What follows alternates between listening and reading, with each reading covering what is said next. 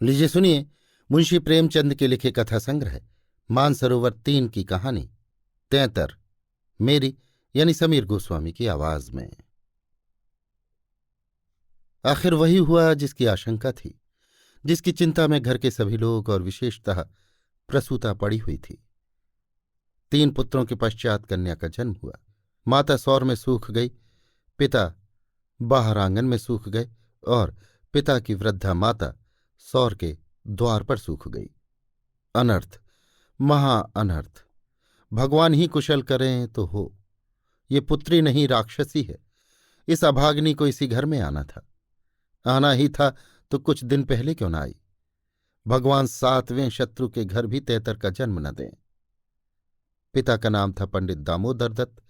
शिक्षित आदमी थे, शिक्षा विभाग ही में नौकर भी थे, मगर इस संस्कार को कैसे मिटा देते जो परंपरा से हृदय में समाया हुआ था कि तीसरे बेटे की पीठ पर होने वाली कन्या अभाग्नि होती है, या पिता को लेती है या माता को या अपने को।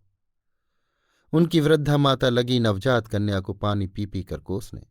कलमुही है, कलमुही। न जाने क्या करने आई है यहां। किसी बांझ के घर जाती तो उसके दिन फिर जाते। दामोदर दत्त दिल में तो घबराए हुए थे, पर माता को समझाने लगे, अम्मा तैतर वेतर कुछ नहीं। भगवान की जो इच्छा होती है वही होता है। ईश्वर चाहेंगे तो सब कुशल ही होगी। गाने वालियों को बुला लो, नहीं लोग कहेंगे 3 बेटे हुए तो कैसी फूली फिरती थी, एक बेटी हो गई तो घर में कोहराम मच गया। माता, अरे बेटा तुम क्या जानो इन बातों को। मेरे सिर तो बीत चुकी है, प्राण नहों में समाया हुआ है। तैतर ही के जन्म तुम्हारे दादा का देहांत हुआ था, तभी से तैतर का नाम सुनते ही मेरा कलेजा कांप उठता है। दामोदर, इस कष्ट के निवारण का भी तो कोई उपाय होगा। माता, उपाय बताने को तो बहुत हैं। पंडित जी से पूछो तो कोई न कोई उपाय बता देंगे, पर इससे कुछ नहीं होता। मैंने कौन से अनुष्ठान नहीं किए, पर पंडित जी की तो मुट्ठियां गर्म हुई। यहां जो सिर पड़ना था वो पड़ ही गया। अब टके के पंडित रह गए हैं।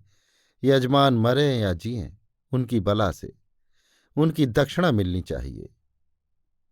धीरे से, लड़की दुबली पतली भी नहीं है, तीनों लड़कों से हष्टपुष्ट है। बड़ी बड़ी आंखें हैं, पतले पतले लाल लाल ओंठ हैं जैसे गुलाब की पत्ती, गोरा चिट्टा रंग है, लंबी सी नाक। कलमुही नहलाते समय रोए भी नहीं, टुकुर टुकुर ताकती रही। ये सब लक्षण कुछ अच्छे थोड़े ही हैं। दामोदर दत्त के तीनों लड़के सांवले थे, कुछ विशेष रूपवान भी न थे। लड़की के रूप का बखान सुनकर उनका चित्त कुछ प्रसन्न हुआ। बोले, अम्मा जी तुम भगवान का नाम लेकर गाने वालियों को बुला भेजो, गाना बजाना होने दो। भाग्य में जो कुछ है वो तो होगा ही। माता, जी तो हुलसता ही नहीं, करूं क्या। दामोदर, गाना न होने से कष्ट का निवारण तो होगा नहीं कि हो जाएगा। अगर इतने सस्ते जान छूटे तो ना कराओ गाना। माता, बुलाए लेती हूं बेटा, जो कुछ होना था वो तो हो गया। इतने में दाई ने सौर में से पुकार कर कहा, बहू जी कहती हैं गाना वाना कराने का काम नहीं है। माता, भला उनसे कहो चुप बैठी रहें, बाहर निकलकर मनमानी करेंगी। 12 ही दिन हुए हैं, बहुत दिन नहीं है। बहुत इतराती फिरती थी, ये ना करूंगी वो ना करूंगी। देवी क्या है, देवता क्या है। मर्दों की बातें सुनकर वही रट लगाने लगती थी। तो अब चुपके से बैठती क्यों नहीं। मैं तो तेतर का अशुभ नहीं मानती, और सब बातों में मैमों की बराबरी करती है तो इस बात में भी करे। ये कहकर माताजी ने नाइन को भेजा कि जाकर गाने वालियों को बुला ला, पड़ोस में भी कहती जाना। सवेरा होते ही बड़ा लड़का सोकर उठा और आंखें मलता हुआ आकर दादी से पूछने लगा, बड़ी अम्मा, कल अम्मा को क्या हुआ। माता, लड़की तो हुई है। बालक खुशी से उछलकर बोला, ओह, पैजनिया पहन पहनकर छुन छुन चलेगी, जरा मुझे दिखा दो दादी जी। माता, अरे क्या सौर में जाएगा, पागल हो गया है क्या। लड़के की उत्सुकता न मानी, सौर के द्वार पर जाकर खड़ा हो गया और बोला, अम्मा जरा बच्ची मुझको दिखा दो। दाई ने कहा, बच्ची अभी सोती है। बालक, जरा दिखा दो गोद में लेकर। दाई ने कन्या उसे दिखा दी तो वहां से दौड़ता हुआ अपने छोटे भाइयों के पास पहुंचा और उन्हें जगा जगा कर खुशखबरी सुनाई। एक बोला, नन्ही सी होगी। बड़ा, बिल्कुल नन्ही सी, बस जैसी बड़ी गुड़िया। ऐसी गोरी है कि क्या किसी साहब की लड़की होगी। ये लड़की मैं लूंगा।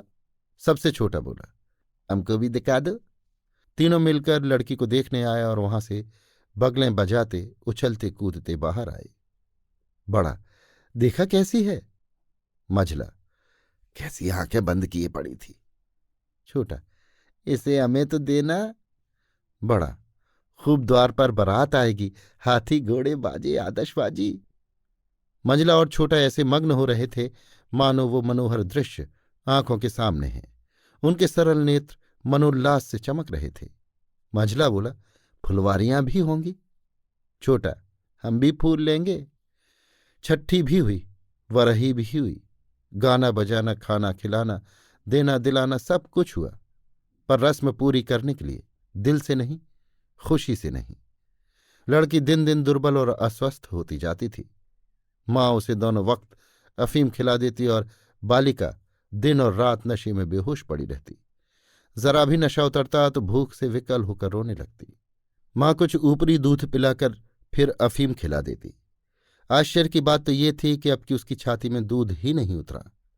यों भी उसे दूध देर में उतरता था, पर लड़कों की बेर उसे नाना प्रकार की दूधवर्धक औषधियां खिलाई जाती। बार बार शिशु को छाती से लगाया जाता, यहां तक कि दूध उतर ही आता था। पर अब की ये आयोजनाएं न की गईं। फूल सी बच्ची कुम्हलाती जाती थी। माँ तो कभी उसकी ओर ताकती भी न थी। हाँ, नाइन कभी चुटकियां बजाकर चुमकारती तो शिशु के मुख पर ऐसी दयनीय, ऐसी करुण वेदना अंकित दिखाई देती कि वो आंखें पहुंचती हुई चली जाती थी। बहू से कुछ कहने सुनने का साहस न पड़ता था। बड़ा लड़का सिद्धू बार बार कहता, अम्मा बच्ची को दो तो बाहर से खिला लाओ, पर माँ उसे झिड़क देती थी।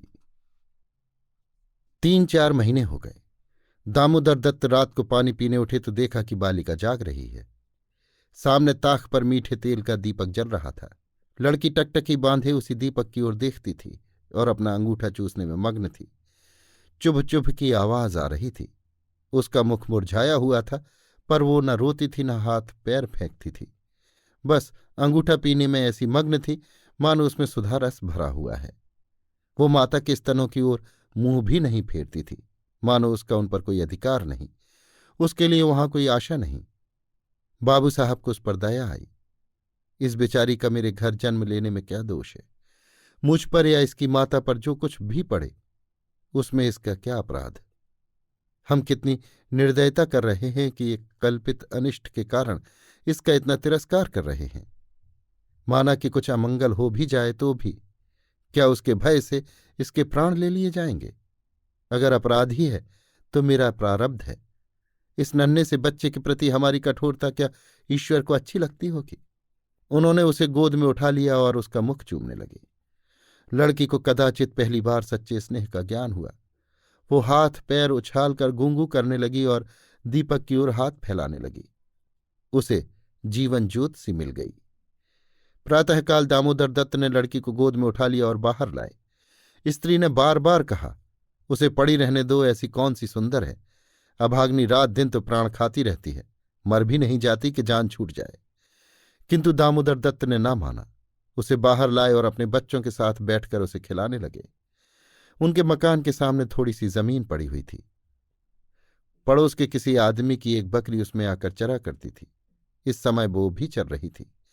बाबू साहब ने बड़े लड़के से कहा, सिद्धू, जरा उस बकरी को पकड़ो तो इसे दूध पिलाए, शायद भूखी है बेचारी। देखो तुम्हारी नन्ही सी बहन है ना, इसे रोज हवा में खिलाया करो। सिद्धू को दिल लगी हाथ आई। उसका छोटा भाई भी दौड़ा। दोनों ने घेर कर बकरी को पकड़ा और उसका कान पकड़े हुए सामने लाए। पिता ने शिशु का मुंह बकरी के थन से लगा दिया। लड़की चुबलाने लगी और एक क्षण में दूध की धार उसके मुंह में जाने लगी, मानो टिमटिमाते दीपक में तेल पड़ जाए। लड़की का मुख खिल उठा। आज शायद पहली बार उसकी क्षुधा तृप्त हुई थी। वो पिता की गोद में हुमक हुमक कर खेलने लगी। लड़कों ने भी उसे खूब नचाया कुदाया। उस दिन से सिद्धू को मनोरंजन का एक नया विषय मिल गया। बालकों को बच्चों से बहुत प्रेम होता है। अगर किसी घोंसले में चिड़िया का बच्चा देख पाए तो बार बार वहां जाएंगे, देखेंगे कि माता बच्चे को कैसे दाना चुगाती है, बच्चा कैसे चोंच खोलता है, कैसे दाना लेते समय परों को फड़फड़ाकर चेंचे करता है। आपस में बड़े गंभीर भाव से उसकी चर्चा करेंगे। अपने अन्य साथियों को ले जाकर उसे दिखाएंगे। सिद्धू ताक में लगा रहता।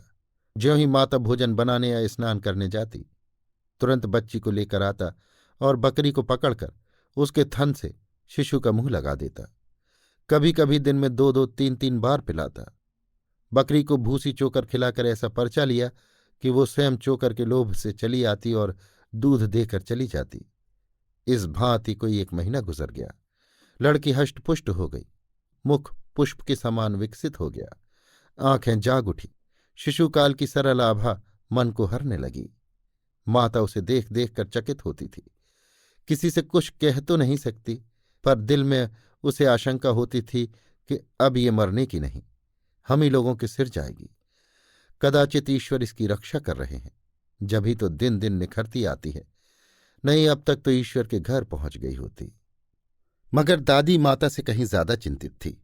उसे भ्रम होने लगा कि वो बच्ची को खूब दूध पिला रही है, सांप को पाल रही है। शिशु की ओर आंख उठाकर भी न देखती। यहां तक कि एक दिन कह ही बैठी, लड़की का बड़ा मोह करती हो। हाँ भाई, माँ हो कि नहीं, तुम न मोह करोगी तो कौन करेगा। अम्मा जी ईश्वर जानते हैं जो मैं इसे दूध पिलाती हूं। अरे तो मैं मना थोड़े ही करती हूं, मुझे क्या गरज पड़ी है कि मुफ्त में अपने ऊपर पाप लूं, कुछ मेरे सिर तो जाएगी नहीं। अब आपको विश्वास ही ना आए तो कोई क्या करे। मुझे पागल समझती हो, वो हवा पी पी कर ऐसी हो रही है। भगवान जाने अम्मा, मुझे तो आप अचरज होता है। बहू ने बहुत निर्दोषता जताई, किंतु वृद्धा सास को विश्वास न आया। उसने समझा ये मेरी शंका को निर्मूल समझती है, मानो मुझे इस बच्ची से कोई वैर है। उसके मन में ये भाव अंकुरित होने लगा कि इसे कुछ हो जाए तब ये समझे कि मैं झूठ नहीं कहती थी। वो जिन प्राणियों को अपने प्राणों से भी प्रिय समझती थी, उन्हीं लोगों की अमंगल कामना करने लगी, केवल इसलिए कि मेरी शंकाएं सत्य हो जाएं। वो ये तो नहीं चाहती थी कि कोई मर जाए, पर इतना अवश्य चाहती थी कि किसी बहाने से मैं चेता दूं कि देखो, तुमने मेरा कहा न माना, ये उसी का फल है। उधर सास की ओर से ज्यों ज्यों ये द्वेष भाव प्रकट होता था, बहू का कन्या के प्रति स्नेह बढ़ता था। ईश्वर से मनाती रहती थी कि किसी भांति 1 साल कुशल से कट जाता तो इनसे पूछती। कुछ लड़की का भोला भाला चेहरा, कुछ अपने पति का प्रेम वात्सल्य देखकर भी उसे प्रोत्साहन मिलता था। विचित्र दशा हो रही थी। न दिल खोलकर प्यार ही कर सकती थी, न संपूर्ण रीत से निर्दय होते ही बनता था, न हंसते बनता था, न रोते। इस भांति 2 महीने और गुजर गए और कोई अनिष्ट न हुआ। तब तो वृद्धा सास के पेट में चूहे दौड़ने लगे। बहू को 2-4 दिन ज्वर भी नहीं आ जाता कि मेरी शंका की मर्यादा रह जाए। पुत्र भी किसी दिन पैरगाड़ी पर से नहीं गिर पड़ता, न बहू के मैके ही से किसी के स्वर्गवास की सुनावनी आती है। एक दिन दामोदर दत्त ने खुले तौर पर कह भी दिया कि अम्मा ये सब ढकोसला है, 73 लड़कियां क्या दुनिया में होती ही नहीं, या होती हैं तो उन सबके माँ बाप मर ही जाते हैं। अंत में उसने अपनी शंकाओं को यथार्थ सिद्ध करने की एक तरकीब सोच निकाली। एक दिन दामोदर दत्त स्कूल से आए तो देखा कि अम्मा जी खाट पर अचेत पड़ी हुई हैं। स्त्री अंगीठी में आग रखे उनकी छाती सेंक रही है और कोठरी के द्वार और खिड़कियां बंद हैं। घबराकर कहा, अम्मा जी क्या हुआ है? स्त्री, दोपहर ही से कलेजे में शूल उठ रहा है, बेचारी बहुत तड़प रही हैं। दामोदर, मैं जाकर डॉक्टर साहब को बुला लाऊं ना, देर करने से शायद रोग बढ़ जाए। अम्मा जी, अम्मा जी, कैसी तबीयत है? माता ने आंखें खोली और कराहते हुए बोली, बेटा तुम आ गए, अब न बचूंगी। हाय भगवान, अब न बचूंगी। जैसे कोई कलेजे में बर्छी चुभा रहा हो, ऐसी पीड़ा कभी न हुई थी। इतनी उम्र बीत गई, ऐसी पीड़ा नहीं हुई। स्त्री, ये कलमुही छोकरी न जाने किस मनहूस घड़ी पैदा हुई। सास, बेटा सब भगवान करते हैं, ये बेचारी क्या जाने। देखो मैं मर जाऊं तो उसे कष्ट मत देना। अच्छा हुआ मेरे सिर आई, किसी के सिर तो जाती ही मेरे ही सिर रही। हाय भगवान, अब न बचूंगी। दामोदर, जाकर डॉक्टर को बुला लाऊं? अभी लौटा आता हूं। माताजी को केवल अपनी बात की मर्यादा निभानी थी, रुपए न खर्च कराने थे। बोली, नहीं बेटा, डॉक्टर के पास जाके क्या करोगे? अरे वो कोई ईश्वर है? डॉक्टर क्या अमृत पिला देगा? 10-20 वो भी ले जाएगा। डॉक्टर वैद्य से कुछ ना होगा। बेटा तुम कपड़े उतारो, मेरे पास बैठकर भागवत पढ़ो। अब न बचूंगी, हाय राम। दामोदर, तेतर है बुरी चीज। मैं समझता था ढकोसला ही ढकोसला है। स्त्री, इसी से मैं उसे कभी मुंह नहीं लगाती थी। माता, बेटा बच्चों को आराम से रखना, भगवान तुम लोगों को सुखी रखें। अच्छा हुआ मेरे ही सिर गई, तुम लोगों के सामने मेरा परलोक हो जाएगा। कहीं किसी दूसरे के सिर आती तो क्या होता? राम, भगवान मेरी विनती सुन लो, हाय। दामोदर दत्त को निश्चय हो गया कि अब अम्मा न बचेंगी। बड़ा दुख हुआ। उनके मन की बात होती तो वो मां के बदले तेतर को न स्वीकार करते। जिस जननी ने जन्म दिया, नाना प्रकार के कष्ट झेल कर उनका पालन पोषण किया, अकाल वैधव्य को प्राप्त होकर भी उनकी शिक्षा का प्रबंध किया, उसके सामने एक दुधमुही बच्चे का क्या मूल्य था, जिसके हाथ का एक गिलास पानी भी वो न जानते थे। शोकातुर हो कपड़े उतारे और मां के सिराहने बैठकर भागवत की कथा सुनाने लगे। रात को जब बहू भोजन बनाने चली तो सास से बोली, अम्मा जी तुम्हारे लिए थोड़ा सा साबूदाना छोड़ दूं? माता ने व्यंग करके कहा, बेटी अन्न बिना न मारो, भला साबूदाना मुझसे खाया जाएगा? जाओ थोड़ी पूरियां छान लो, पड़े पड़े जो कुछ इच्छा होगी खा लूंगी। कचौरियां भी बना लेना, मरती हूं तो भोजन को तरस तरस क्यों मरूं। थोड़ी मलाई भी मंगवा लेना, चौक की हो। फिर थोड़ी खाने आऊंगी बेटा। थोड़े से केले मंगवा लेना, कलेजे के दर्द में केले खाने से आराम होता है। भोजन के समय पीड़ा शांत हो गई, लेकिन आध घंटे के बाद फिर जोर से होने लगी। आधी रात के समय कहीं जाकर उनकी आंख लगी। 1 सप्ताह तक उनकी यही दशा रही। दिन भर पड़ी कराह करती, बस भोजन के समय जरा वेदना कम हो जाती। दामोदर दत्त सिराहने बैठे पंखा झलते और मातृ वियोग के आगत शोक से रोते। घर की मेहरी ने मोहल्ले भर में एक खबर फैला दी। पड़ोस ने देखने आई और सारा इल्जाम उसी बालिका के सिर गया। एक ने कहा, ये तो कहो बड़ी कुशल हुई कि बुढ़िया के सिर गई, नहीं तो 73 माँ बाप 2 में से एक को लेकर तभी शांत होती है। देव ना करें कि किसी के घर में 73 का जन्म हो। दूसरी बोली, मेरे तो 73 का नाम सुनते ही रोएं खड़े हो जाते हैं। भगवान बांझ रखे पर 73 न दे। 1 सप्ताह के बाद वृद्धा का कष्ट निवारण हुआ। मरने में कोई कसर न थी। वो तो कहो पुरखाओं का पुण्य प्रताप था। ब्राह्मणों को गोदान दिया गया, दुर्गा पाठ हुआ, तब कहीं जाके संकट कटा। अभी आप सुन रहे थे मुंशी प्रेमचंद के कथा संग्रह मानसरोवर 3 की कहानी 73, मेरी यानी समीर गोस्वामी की आवाज में।